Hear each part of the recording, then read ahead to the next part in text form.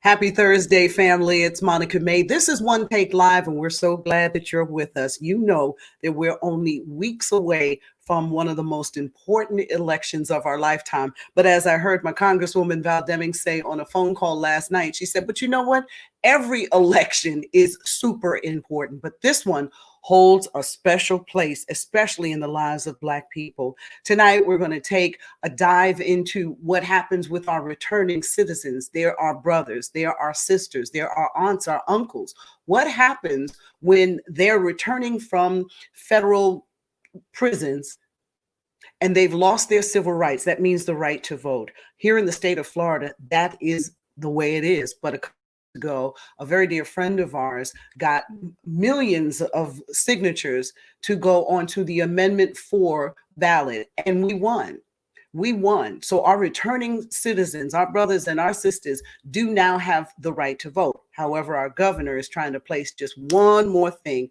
We may call it a poll tax, but it's fees and fines. Desmond Meade is the executive director of Florida Rights Restoration Coalition, and he has been pounding the pavement for at least the 5 years or 6 years that I've known him. And he is the curator, as I say, of Amendment 4, and now also the author of Let My People Vote. And he's our guest tonight. I'm so happy to have you on with us tonight, Desmond. How you doing?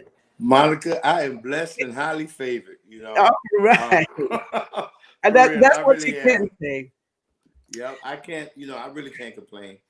It's been hard, it's been a struggle, but Mhm. it has been fulfilling. It really has. I wanted to talk with you about three things this evening, four, if I can add on the Vote Fest that we're all going to be a part of coming up later on this month at the Amway. But the first thing is as a returning citizen, what would we claim that to be? What's a returning citizen? Yeah, so I'm glad you said that because, I hear you talking about people that's coming home from prison, and you specifically even mentioned federal prison. But let me tell you, a returning citizen is a person who have been convicted of a felony offense and have served their time and are returning back into their community.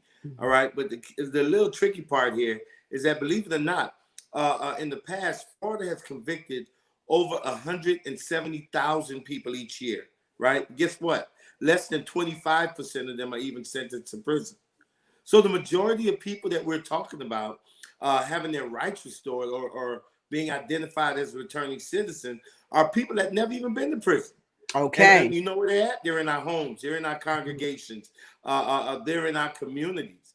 And so there's over 1 point, I believe, 6-8 million individuals that fit that category. And you know what? I heard you say one time that sometimes they've never even mentioned it to their families, and that's deep. That's really, Yeah. really, really deep when you think about that.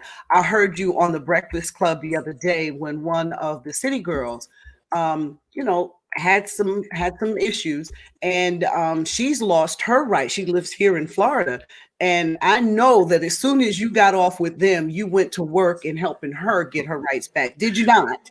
Well, listen, I went to work, but let me tell you something. It's hard catching up with them city girls. Hey, listen, between here and Georgia, I mean, they move around. Mhm. And of course, Charlemagne the God had Super Cindy down at WEDR also helped me out and really trying to reach out to him.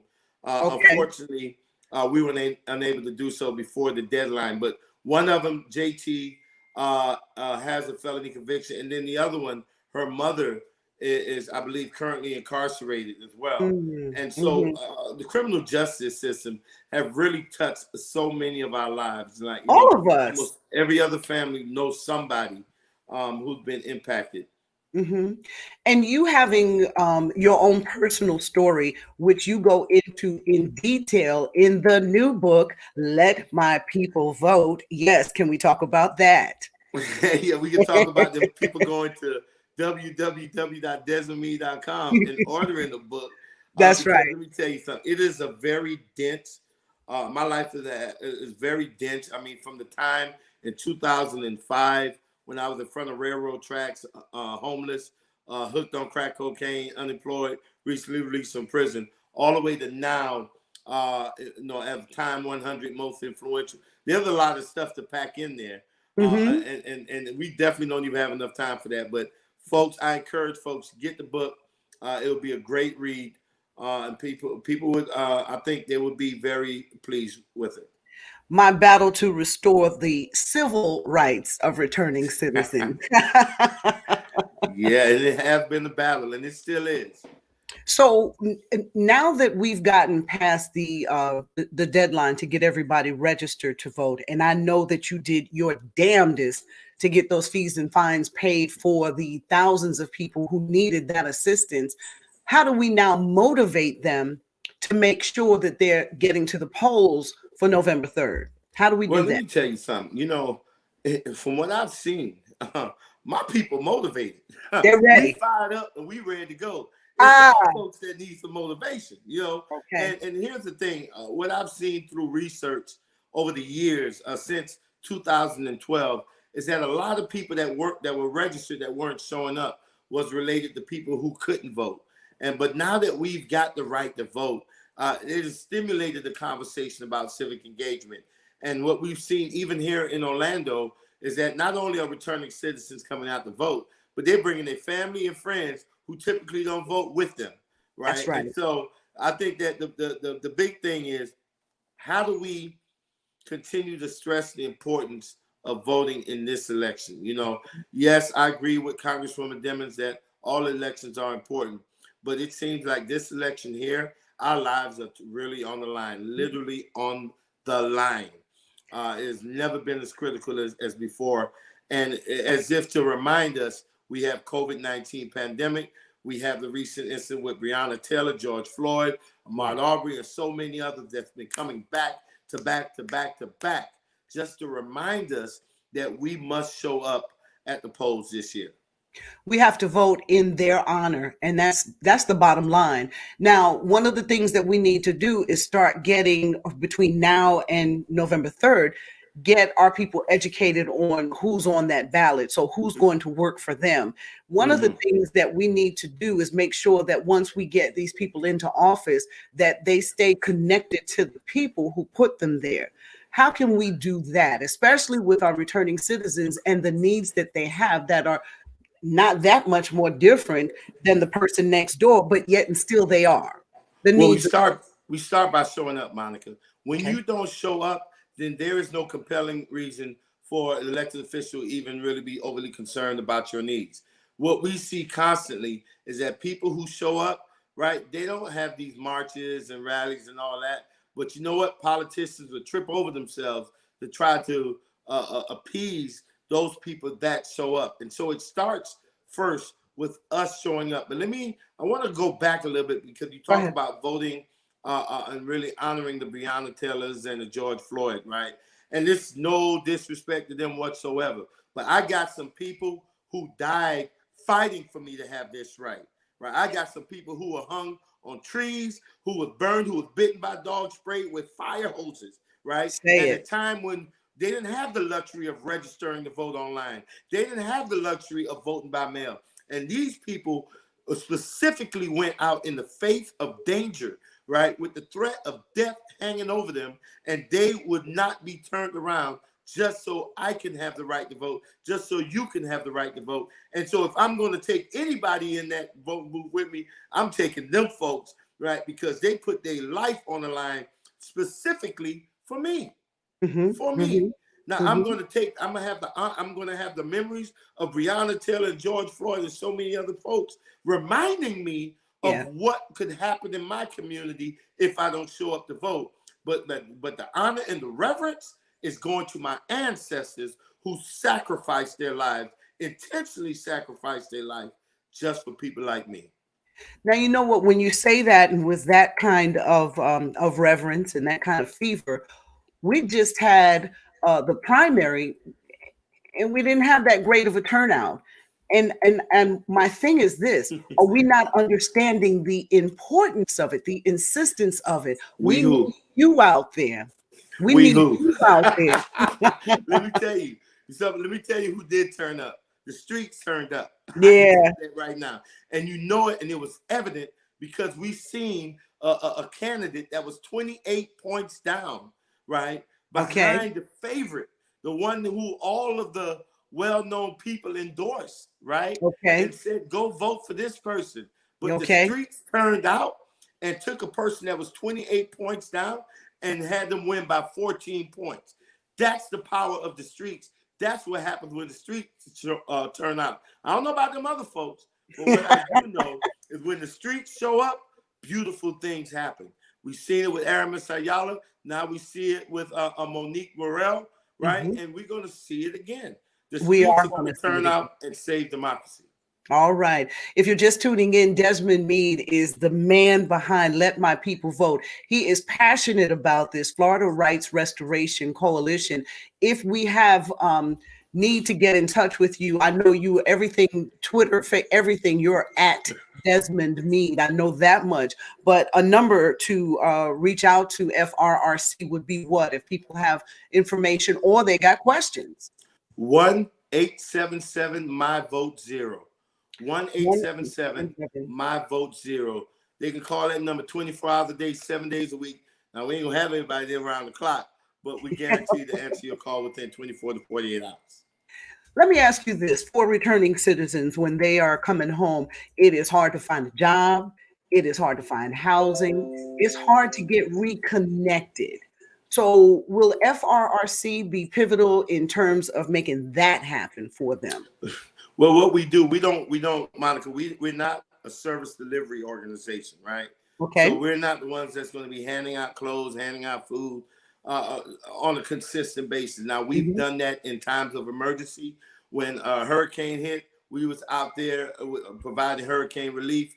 When COVID hit, we're the only organization that was out there. We distributed over 100,000 masks to jails, prisons, and homeless shelters from Key West to Pensacola to Jacksonville and all points in between. We did that, right? We did that, and we just now acquired 1 million masks to distribute to polling locations. So if people want to vote in person, they can do so safely. That's the kind of stuff that we do, but our bread and butter is advocacy and building power in our community. For so long, elected officials, black and white, have not necessarily been able to address our issues in our communities, and primarily because we did not have enough political capital. Amendment 4 changed that, because before, 1 out of every 4 black men couldn't vote because of a felony conviction. We know that the over-policing in our communities was just taking votes away daily, right? Day by day. Amendment 4 has given us that political capital back. And our job as FRRC is to organize that. And that's what we've been doing across the state. And in bringing collective power among returning citizens and creating a new constituency group, those issues like housing, employment, right, and other kinds of discrimination that people with felony convictions face will be eliminated. You read my lips. It will be eliminated because we're showing up to change it. And listen, in the last 2 minutes, let's talk about an event that Voting as Queen is going to be a part of. You have several pastors that are going to be out there, as well as FRRC, and that's October 24th. We will be on the SED lawn that's right across from the Amway. And for the first time ever, the Amway will be turned into a voting location. And it's in a great location because in some instances, there are very low turnout rates in that Paramore area. So this is going to be a great boost. But let's talk about that effort for FRRC that day. Oh, we coming out. Streets is turning up. Let me tell you something. We bring.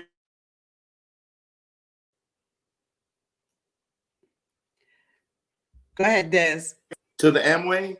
We have, but that day is a day of action throughout the entire state of Florida. In over 20 cities, we're going to be running our Free to Vote campaign, turning out returning citizens. And I'm going to tell you why. Right? Because over the years, we've been seeing all kinds of efforts to stop us from voting.